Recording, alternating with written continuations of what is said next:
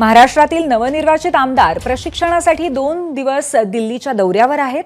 राज्यातल्या सर्व नवनिर्वाचित आमदारांना श्रीकांत शिंदे यांनी स्नेहभोजनाचं निमंत्रण या निमित्ताने दिल्लीत दिलंय। खासदार श्रीकांत शिंदे यांचं ठाकरेंच्या शिवसेनेतील काही नवनिर्वाचित आमदारांना सुद्धा स्नेहभोजनाचं निमंत्रण गेल्याची माहिती कळतेय। दिल्लीत पोहोचलेल्या अनेक आमदारांनी आपण या स्नेहभोजनाला जाणार नसल्याचं सांगितलंय, तर काही आमदारांनी आपल्याला निमंत्रणच आलं नसल्याचंही सांगितलंय। बाबाजी काळे, वरुण सरदेसाई, गजानन लवाटे हे आपल्या मतदारसंघात असल्याकारणामुळे दिल्लीत नाहीयेत, त्यामुळे काही आमदारांना या स्नेहभोजनाचं निमंत्रण मिळालं नाहीये। 10 नवनिर्वाचित आमदार आहेत, त्यातील 7 दिल्लीत आहेत, 3 मतदारसंघात आहेत। मात्र एकत्ररित्या कोणीही स्नेहभोजनाला जाणार नसल्याचं सांगण्यात आलंय।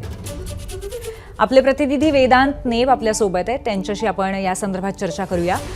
वेदांत, खरं तर हे स्नेहभोजन आयोजित करण्यात आलंय, पण एकंदरीत जी माहिती मिळते ते बघता सगळे आमदार तिथे पोहोचतील असं दिसत नाहीये। आणखीन काय या संदर्भात माहिती आहे?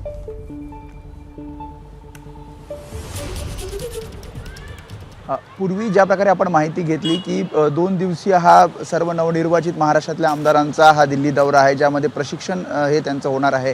आणि याच दरम्यान खासदार श्रीकांत शिंदे यांनी सर्व पक्षाच्या या नवनिर्वाचित आमदारांना स्नेहभोजनासाठी निमंत्रित केलेलं आहे।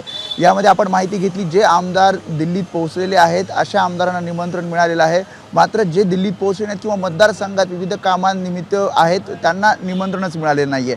आता यामध्ये ठाकरेंच्या शिवसेनेचे जे नवनिर्वाचित आमदार आहेत ते या स्नेहभोजनाला जाणार का असा प्रश्न निर्माण झाला आणि त्यावरच आपण काही आमदारांशी चर्चा केली।